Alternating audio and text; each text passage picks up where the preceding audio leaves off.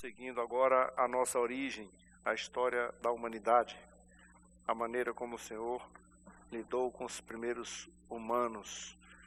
O texto no capítulo 6, depois de consumada toda a criação, de demonstrada todos os pormenores, mostrou-se a genealogia dos homens, mostrou-se inclusive as divisões aí, um segmento de Sete para frente, de Enos, que passaram a seguir e a buscar a face de Deus, e os outros que seguiram seus próprios caminhos, talvez da descendência de Caim. Então, filhos de Deus e filhos dos homens proliferaram na terra em grande dimensão. E por causa disso, com o passar do tempo, o texto diz que se multiplicaram os filhos dos homens, e nasceram filhas, e os filhos de Deus se misturaram, casaram com elas, muitas tomaram para si conforme bem lhe agradaram, e o Senhor não se agradou muito disso. O meu espírito não agirá para sempre no homem, disse o Senhor, porque estava insatisfeito com isso, porque o homem se tornou carnal e violento. Tem algumas coisas que a gente precisa imaginar. Na igreja de hoje tem alguns pormenores que o Senhor reza para nós, deixa claro na nossa cultura, e uma delas sempre ficou configurado, 2 Coríntios capítulo 6, que é o jugo desigual. Quando o Senhor disse assim, olha, não dá para fazer uma associação das trevas com a luz, não dá para fazer um acordo entre Deus e o diabo, eles não vão sentar junto nunca na mesma mesa, eles nunca vão fazer uma reunião para tratar de assuntos de interesse comum, não há nada de comum entre eles, luz e trevas, um entra, o outro sai, não dá para ficar junto o tempo todo. E por isso, esse princípio ainda hoje é estabelecido dentro do cristianismo. Quando as pessoas querem andar com Deus, então, filhos de Deus, lembra de Sansão? Sansão escolheu mulheres do caminho lá das trevas, dos filisteus, e ele arcou com a responsabilidade por conta disso. Perdeu seus olhos, perdeu sua vida, perdeu parte do plano de Deus que havia estabelecido para a sua vida, não foi cumprido, provavelmente, por causa do seu envolvimento com o lado antagônico à vontade de Deus. O Senhor sempre nos orientou sobre isso, de que o povo deveria estar sempre dentro da mesma casa, né? da mesma família. Então, nasceram pessoas desestruturadas, gigantes e principalmente homens violentos. Depois, quando os filhos de Deus possuíram os filhos dos homens, os quais lhe deram filhos, estes homens foram valentes, varões de renome na antiguidade.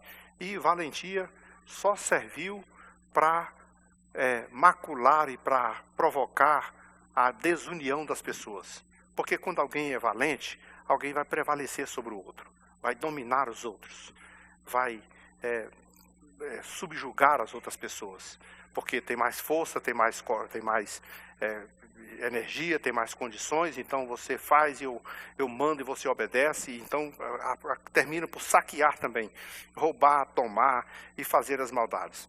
Viu o Senhor que a maldade dos homens se havia multiplicado na terra e que continuamente o mau desígnio do seu coração havia também se multiplicado.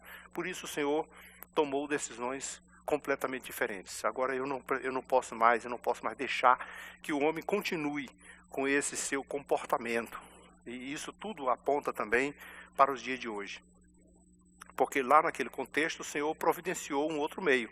O Senhor diz assim, eu vou dizimar esse povo, vou extinguir esse povo, porque não dá mais para conviver por causa da violência, porque as pessoas são más no seu coração. Tem alguma coisa parecida com os dias de hoje? Irmãos, tem hora que eu fico pensando que a maldade de hoje, tem hora que eu penso que ultrapassa dos limites. As pessoas são maus aos extremos, não mede as consequências para cometer a maldade com pessoas simples. Um dia desse, não sei porquê, talvez vocês devem ter visto por aí, correr pelas redes sociais, pelo WhatsApp, um sujeito grandalhão espancando um bebê de menos de 1 ano, o bebê nem andava ainda, batendo na cara, na cabeça, jogando para cima, levantando para cima. Era uma coisa assim, de tamanha maldade. Porque não era assim, porque um adolescente, uma pessoa que fez uma raiva, que fez não, um bebê. Um bebê, literalmente um bebê. Então, a maldade das pessoas vão se multiplicando cada vez mais. São homens carnais, que tanto para o lado, né, da sua promiscuidade, como também para o lado da violência, e essas coisas vão se multiplicando, e são essas que aconteceram, essas coisas, que fez Deus tomar a decisão de mandar o dilúvio. Não, isso eu não posso mais continuar com isso. Vou tirar esse povo, vou extinguir, vou apagar esse povo. Disse o Senhor: farei desaparecer da face da terra o homem que criei. Os animais, os répteis, as aves do céu, porque eu estou realmente consternado, arrependido nesse ponto de vista, que Deus não se arrepende, mas nesse ponto de dizer, Deus desistiu, não quero mais isso da forma como está sendo feito. Porque é insuportável ver aquilo que você criou com amor, com carinho, ser tão, vamos dizer assim, arrogante, violento, promíscuo, pecador, pernicioso, em todos os sentidos, provocando a maldade. A maldade que toma conta da sociedade, invade todas as classes sociais e as pessoas se influenciam. Essas maldades que estão acontecendo no nosso contexto hoje, não pensem vocês que a igreja não está também vivendo isso, não. Tem momentos que pessoas tão más quanto estão nas igrejas, cometendo as mesmas atrocidades, as mesmas aberrações. E parece que o cristianismo passou só, não sei aonde, na carteira talvez, no cartãozinho que tem no membro, eu sou membro de uma igreja, uma coisa assim. Mas nunca chegou no coração, nunca chegou no entendimento, na alma. Porque pessoas com temor a Deus, com princípio cristão, não tem como praticar tamanhas coisas que se vê por aí na sociedade. Isso faz nós imaginarmos que os tempos também estão chegando, os tempos finais. A gente fala na volta de Cristo, e por mais que a gente pregue sobre a volta de Cristo, até porque hoje também se prega muito pouco sobre isso, mas não faz muito tempo, nós fizemos no domingo, falando sobre, né, os últimos tempos, acontecimentos, o anticristo, e as profecias que apontam, porque muita gente diz assim, Jesus não falou o dia, ninguém pode planejar o dia. Não, ele não falou o dia, não. Mas ele falou para a gente olhar assim para os sinais, assim como a gente olha para as estações. Por exemplo, uma coisa bem comum, os irmãos não abriram o telhado hoje aqui, porque os homens não abriram o telhado ali para colocar a coisa, porque disseram, pode chover. Havia uma perspectiva. Aí Jesus falou assim, você sabe quando vai chover. Você sabe quando chega a primavera, quando chega o verão, quando chega o outono, você sabe. Então, quando você olhar para os sinais, você também pode saber de uma coisa, Jesus está voltando. Queridos, não tem dúvida. Da maneira como as coisas estão acontecendo, está faltando só o Senhor dizer assim, chega, parou. O Senhor fez isso com Sodoma e Gomorra, naquele contexto, chamou Abraão e disse, olha, não dá mais, eu vou destruir tudo, vou tocar fogo, não fica nada. Porque é insuportável. E agora, nesse contexto do dilúvio, é a mesma coisa. Eu vou fazer desaparecer essa criatura da face da terra. Porque o povo multiplicou-se a sua maldade. Olha, Deus criou um ser inteligente, sábio, capaz de evoluir, capaz de se reprogramar. Deus criou um ser capaz de pensar. Irmãos, quando você olha para os avanços da ciência, da tecnologia e a inteligência do homem, aonde o homem chegou, o que o homem faz hoje, quando você olha para esses pormenores, você fica pensando assim, meu Deus, o homem é realmente muito inteligente. É muito inteligente. Coisas que o homem criou que você imaginava assim, meu Deus, quando que um dia alguém pensaria numa coisa dessa? Que seria possível isso? Os homens abrem a cabeça, o coração, trocam peças, fazem tantas coisas com uma facilidade tremenda. Essas coisas de tecnologia, né? Dos pequenos computadores que a gente carrega no bolso hoje, no celular. Esse computador, esse celular que tem no bolso da gente aqui, antigamente, quando inventaram o computador, tinha que ocupar um espaço quase do tamanho desse templo aqui para colocar o que cabe hoje aqui dentro.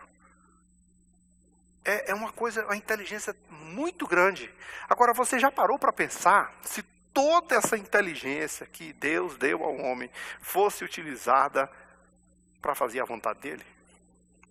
Se toda essa inteligência fosse para o bem da sociedade, só pensando sem a mentira, porque hoje, irmãos, olha, sinceramente, a gente fica, tem hora que você vai no médico, você não confia no médico, porque o médico, você não sabe se ele quer curar você ou se ele quer ganhar o dinheiro que você tem, se ele quer lhe matar. Você não sabe se doenças tão graves como câncer e outras que por aí não tem cura, mas um dia desse eu vi alguém dizer assim, não, se curar, se der um remédio para curar o câncer, quebra em milhares de instituições milionárias que vivem só disso, vendendo remédio falso. O mundo é mau, a inteligência não é usada só para as coisas boas. Se fosse tudo para as coisas boas, era uma beleza. E quando essas coisas estão acontecendo, com essa inteligência, e o homem causando, o homem tornando-se cada vez pior do que o que é, isso diz uma coisa. O Senhor, nosso Deus, uma hora vai dizer, chega, está na hora de tomar uma providência para a igreja. Porque aqui no contexto, o texto diz assim, Deus resolveu uma coisa lá consigo. Eu vou fazer desaparecer o homem da face da terra. Mas como Deus é um ser sensível, quando ele resolveu sobre Sodoma, ele ouviu o clamor de Abraão com relação aos justos que estavam naquele lugar.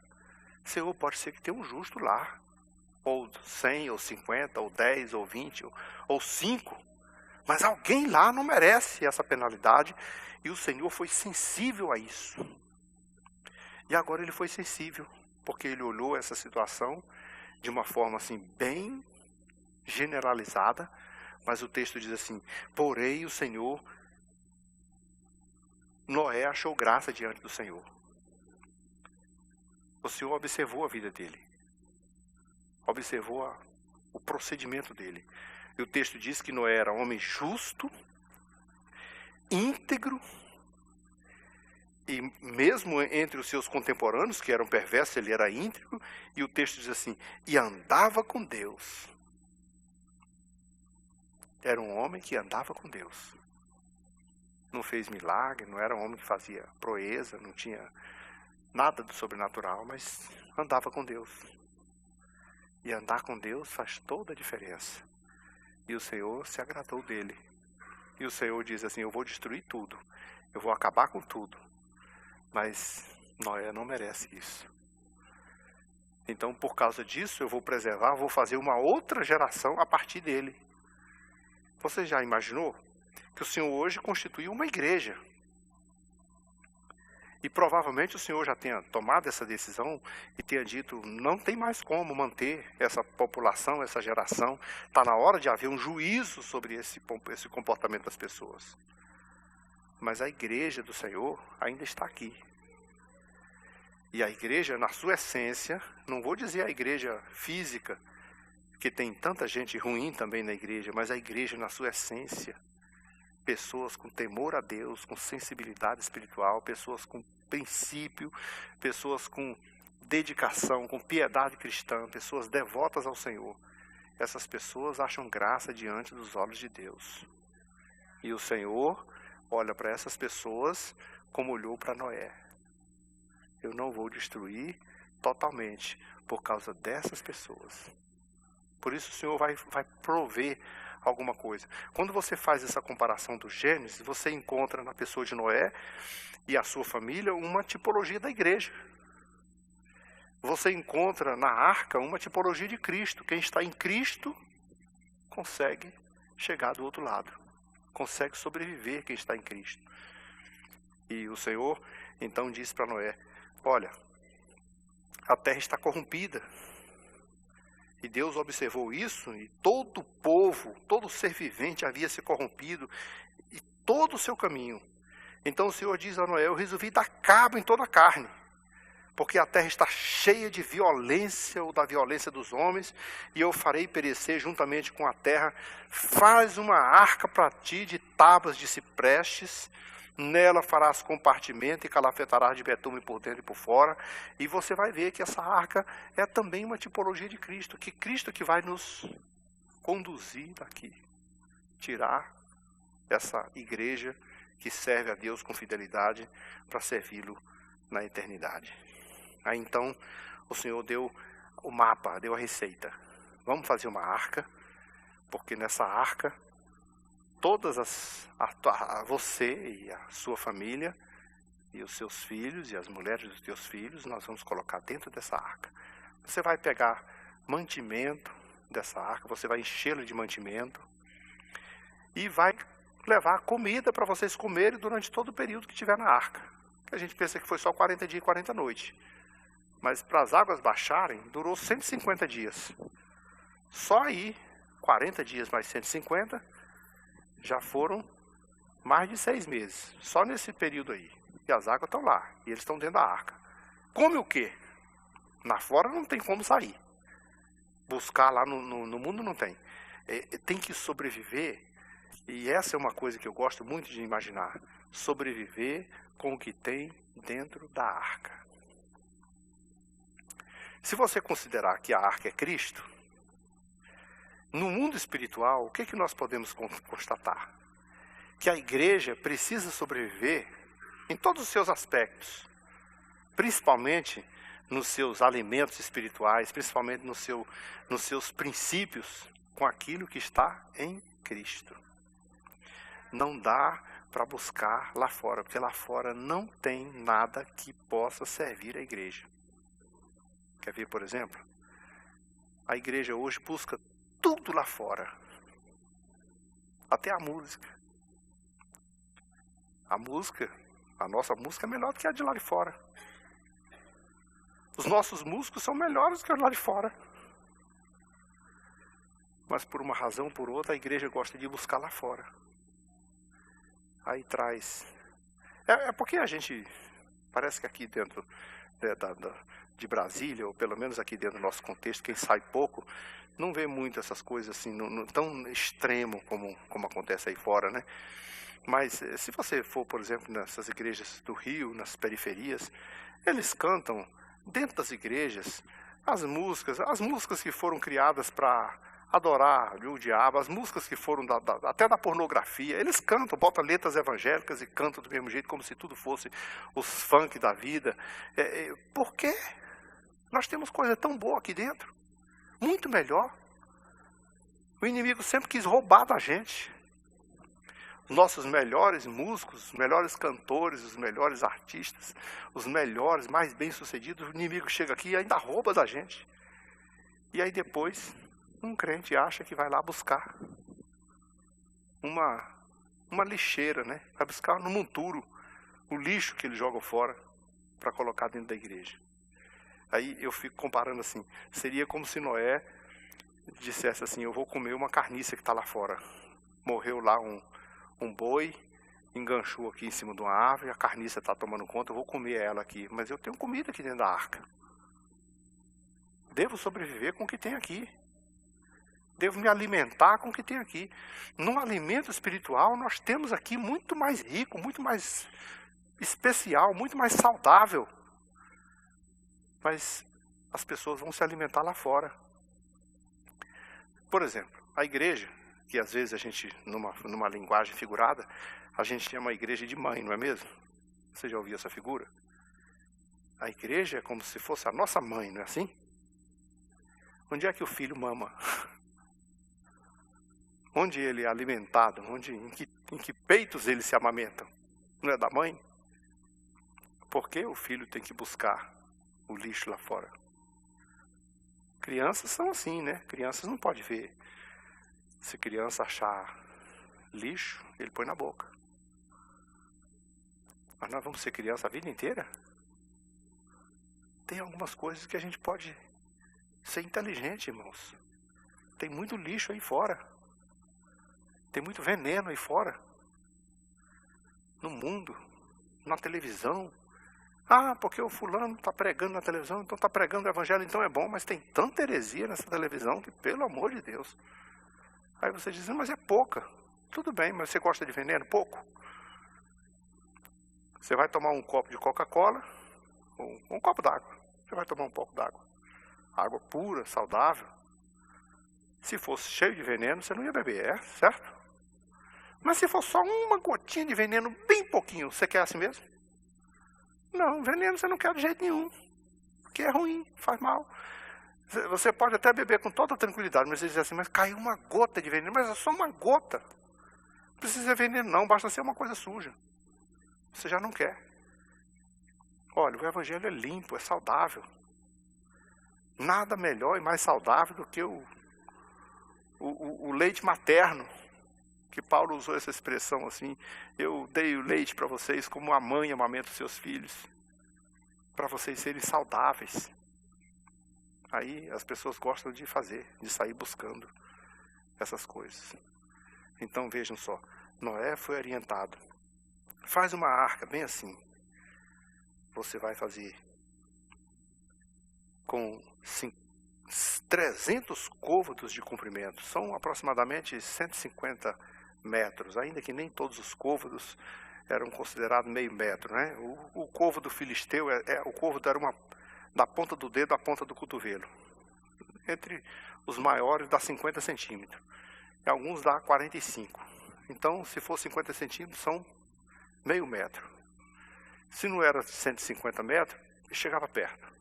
140 e poucos metros, 150 metros. De comprimento. E a largura 50, que seria 25, essa largura desse templo aqui. Com muito mais comprimento. A altura de 30, com 10, 10 e 10. 3 pavimentos. Superior, e o meio e em cima. Então, um lugar suficiente para caber muita coisa. Calafetado por dentro e por fora, com uma única entrada na lateral, ainda com uma pequena sobra do telhado ali de 50 côvados, para a água não sair tão perto, né, como se fosse uma queda, arrodeado, um peral, né? Protege, faz com todo carinho, porque eu vou fazer uma seleção, vou selecionar algumas coisas, alguns animais. E o Senhor está dizendo que também vai fazer uma seleção de pessoas para entrar no céu. E são apenas aqueles que foram lavados e remidos pelo sangue de Cristo. Se você olhar para a Bíblia sempre vai ter isso.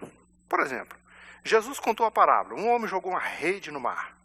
Pegou uma grande quantidade de peixe. Jesus estava falando para pescador, né? Pescador gosta de ouvir falar de peixe.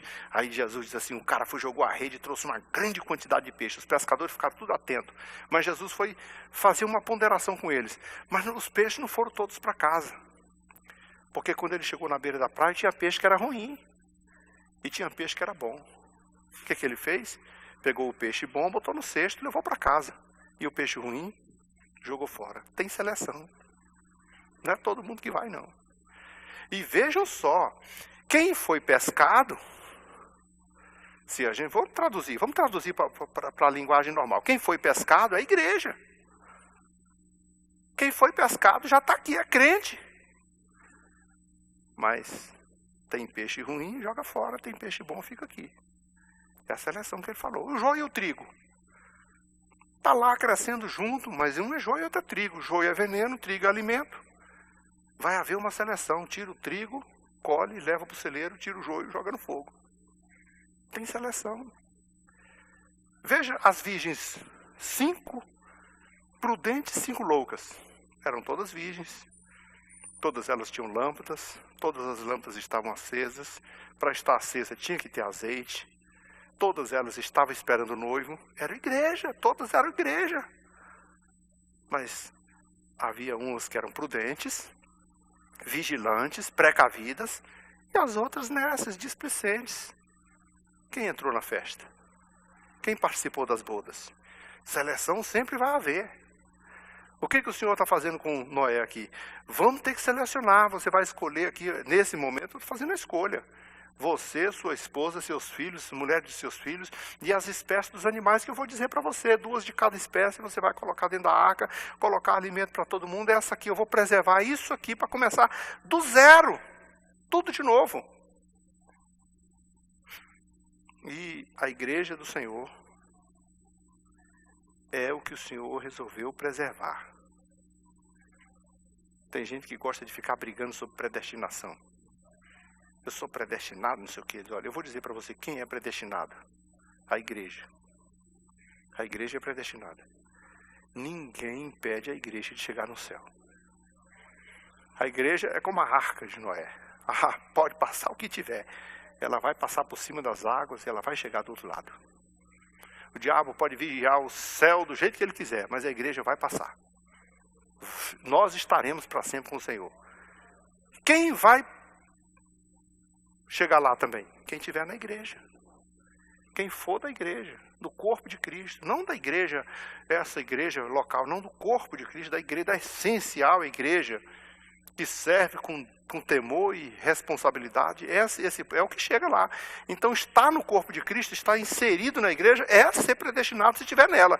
Porque senão Jesus ia dizer assim, quem perseverar até o fim será salvo? Quem estiver na igreja.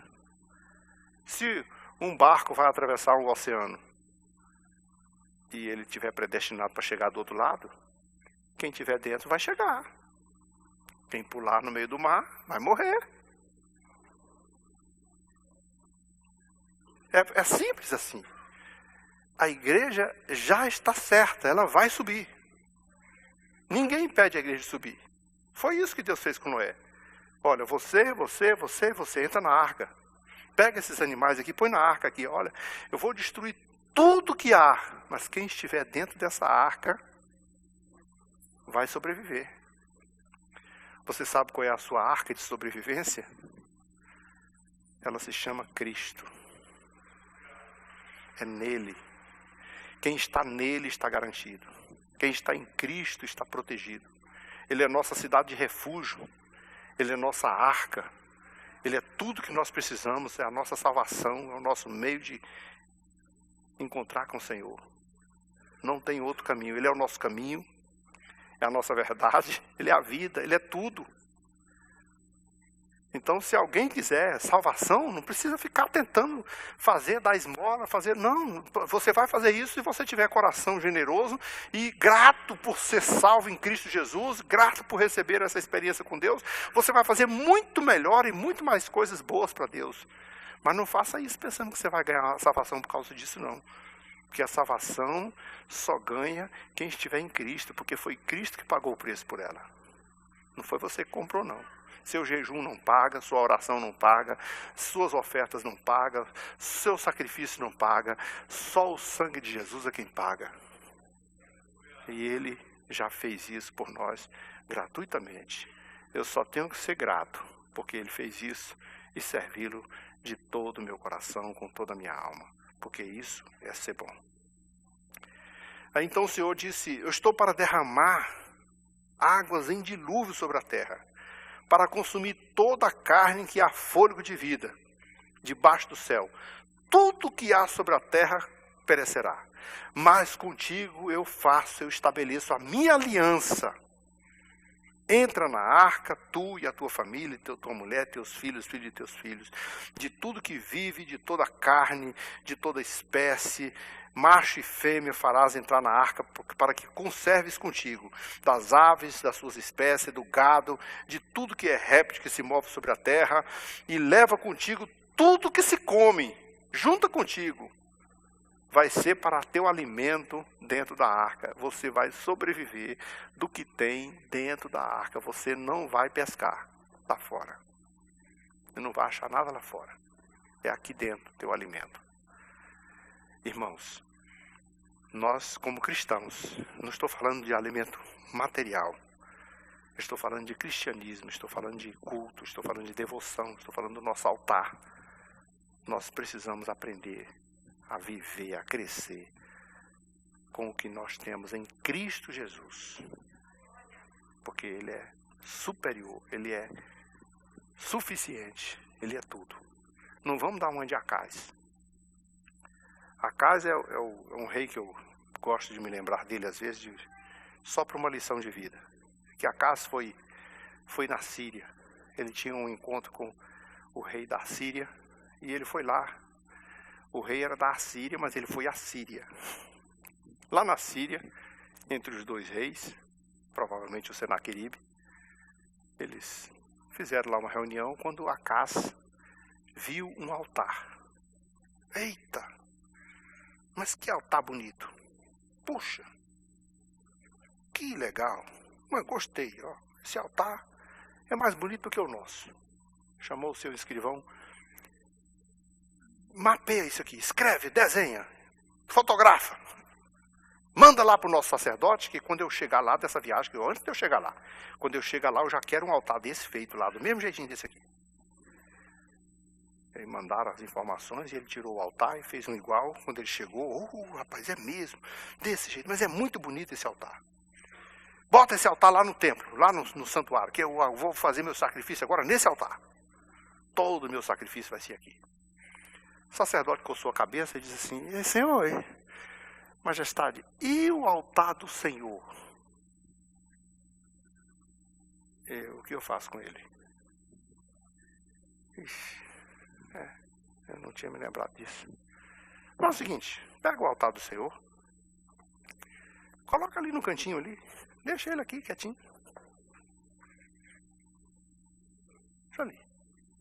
Aqui de vez em quando eu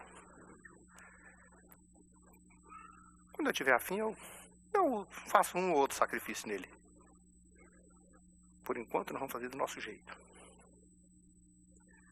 Por isso, o culto hoje virou política, virou propaganda, virou baboseira. Não se tem mais ensino da palavra, não se tem mais o louvor de adoração verdadeira, não se canta mais para adorar a Deus, não se ora mais. Faz tudo do jeito. De vez em quando, alguém, eita gente, vamos fazer um culto da saudade? Vamos fazer o culto da saudade. Vamos nos lembrar no tempo que a gente lia a Bíblia, cantava hino e orava a Deus. Aí nós vamos cantar, divino companheiro no caminho. Aí o povo chora, oh glória a Deus, que culto maravilhoso. Mas foi só hoje, tá? O altar volta para o cantinho, porque nós vamos continuar orando no altar da hipocrisia, no altar da política, no altar da façanha, no altar do charlatanismo, no altar da mentira, no altar que não cultua a Deus, que cultua o homem, que envaidece o homem, que enobrece o homem, mas que não glorifica o nome daquele que reina e vive para todo sempre. Então eu vou dizer para vocês, custe o que custar, vamos ficar no altar. O altar do Senhor. Vamos ficar com o que tem dentro da arca, porque Deus nos deu a arca. A arca é o nosso Cristo. E tudo que tem dentro dele, todos os mistérios da sabedoria divina, todas as riquezas que você pode imaginar, está em Cristo Jesus. É suficiente para nós. E o nosso culto pode ser nele. Por isso que quando a gente faz um culto, quanto mais simples, irmão, eu já observei, quanto mais simples, melhor. Você sabe que a igreja primitiva fazia o culto com 3 coisas. Vai lá em Atos que você vê. Orava, ensinava e adorava. Não tinha propaganda, não tinha muita bababá, não tinha canetata. Ia lá e orava. Senhor, abençoa, Senhor, a graça. Eu te adoro, Senhor. Louvado seja. Adoro. Vamos aprender, irmão. O Senhor ensinou a palavra aqui, ó. Ensinamento. Ensinamento, oração e adoração é o que tem que ser feito no culto. O resto, o altar do Senhor é isso aí. O altar do Acais, a gente não precisa nem botar no canto, não. Pode tocar fogo. Joga fora. Vamos deixar o altar do Senhor no centro, no santuário, onde realmente nós vamos cultuar a Deus e o Senhor responderá às nossas orações. Porque os contemporâneos de Malaquias deixaram de adorar a Deus no culto. E fizeram cultos terríveis, e fizeram cultos dos mais aberrativos possíveis. E aí o Senhor falou assim, que culto horrível. Olha, o Senhor falou por meio de Malaquias. Eu gostaria que não se acendesse fogo debaixo do meu altar. Imagine isso. Imagine o Senhor falando assim para nós. Eu gostaria que não se abrisse a porta daquele templo. Que aquela igreja não se reunisse. Que aquele povo não cantasse. Que aquele povo não chegasse nem na reunião. Que aquele povo nem usasse o meu nome. preferia que não tivesse culto algum. Imagine, dói mais do que a morte. Então, se vamos fazer culto, vamos fazer para o único que merece, ao Senhor teu Deus. Dará o teu culto e somente a Ele dará o teu culto. Ele é digno de toda adoração, de todo louvor, de toda honra, de toda glória. Ele é a nossa arca. Vamos orar ao Senhor.